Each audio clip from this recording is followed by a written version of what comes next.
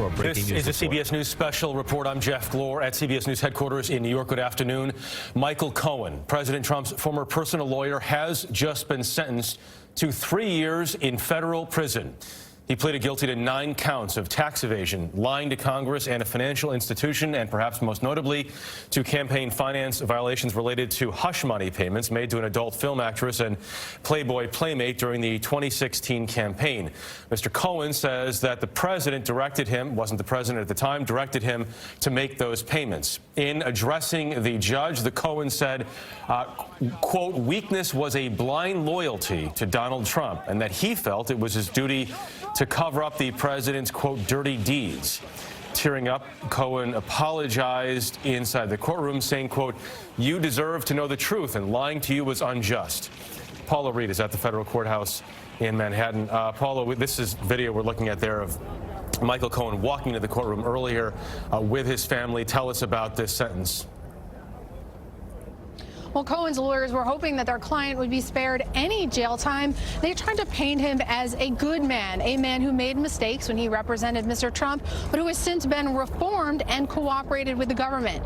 But federal prosecutors believe that he is someone who tried to undermine democracy for his own profit, and they were asking the judge for a substantial sentence. Now, he faced anywhere from 4 to 5 years, so this 3-year sentence, this is a victory for the Justice Department in this case. Now, the special counsel says that Cohen has cooperated with them, that he has been useful to them in their investigation into Russian meddling in the 2016 campaign, but that was not enough to get him really any leniency here. So at the end of the day, even though he has cooperated against the President of the United States, he really doesn't have a lot to show for that cooperation with this sentence. Yeah, so Paula, explain this for us, because Cohen has sort of said that he fully flipped and has sort of gone entirely the other way, but there's not a long-term cooperation agreement in place, right?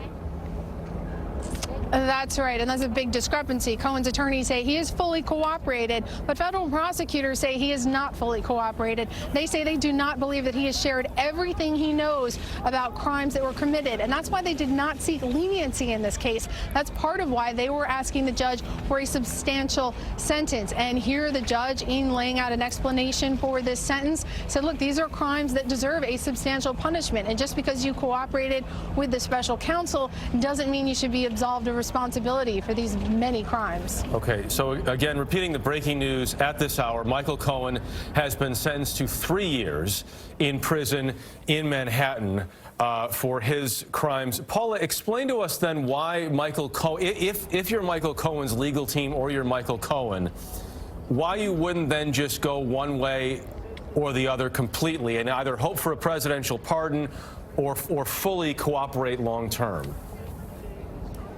Well, let's go back to August. That's when Cohen decided, remember, this is a man who said he would take a bullet for the president, but back in August he decided that suddenly he would start cooperating with federal prosecutors. But that was the same time when it became clear federal prosecutors had enough evidence to charge him with several crimes ranging from tax fraud, bank fraud, campaign finance violations.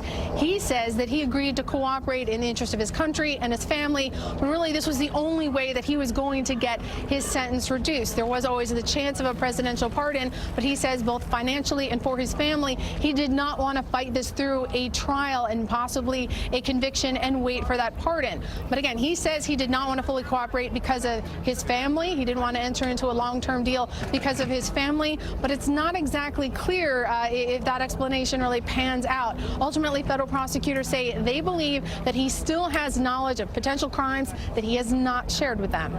Okay. Paula Reed, stand by. I want to go to Ouija Chang, who is at the White House right now. And Ouija,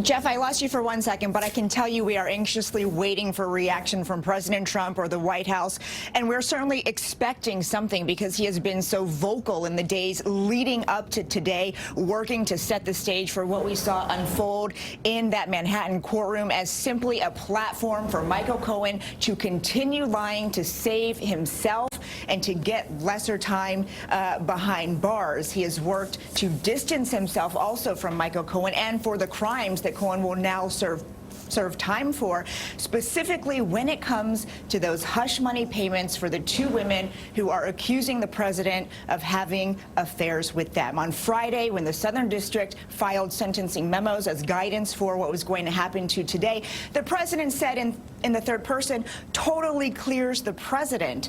But in fact, it did the opposite. It implicated him because prosecutors drew a direct line between Cohen and then candidate Trump, saying that Cohen acted in coordination and at the direction of individual one, which we now know, of course, is Donald J. Trump. And so what this means for President Trump is very critical, even though he has tried to paint himself as a victim, and he called this a very simple transaction and said, even if this was a campaign finance violation, it's not my fault. It's because I had a bad lawyer. It's because Cohen didn't tell me, and I should not serve any time for this because I didn't do anything wrong. So that's something we are closely watching for because this, again, is such a close tie between the president and now what Cohen is serving time for, Jeff. Okay, Weecha, thank you very much. Once again, Michael Cohen gets now 3 years in prison. Back to Paula Reed down at the courthouse. And so, Paula Reed, talk about the two different paths then as well, because you're talking about the Southern District, prosecutors in the Southern District of New York, but then also the special counsel. That's right. He has two different cases. One is with federal prosecutors here in New York. He entered a plea deal with them back in August. But then he surprised everyone a couple weeks ago when he entered another plea deal, agreeing to cooperate with the special counsel investigation into Russian meddling in the 2016 campaign. And it was interesting, both of those cases brought back different reviews in terms of his cooperation. The special counsel says he provided useful, credible information to them in their investigation. But the federal prosecutors say they don't believe he was fully cooperative. They think he is still withholding some information, again, about these possible campaign finance violations.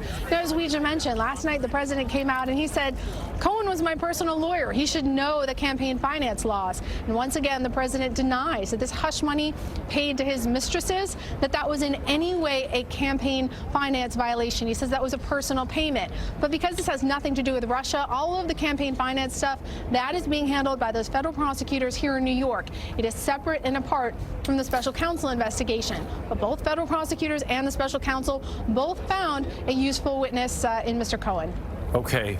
Paula Reed outside the courthouse there in New York City for us in Lower Manhattan this morning. Paula, appreciate all of your reporting on this story. And, of course, we will be talking to you again throughout the afternoon. So to repeat, Michael Cohen, President Trump's former lawyer, has just been sentenced to 3 years in federal prison for crimes that included payments to Mr. Trump's alleged mistresses.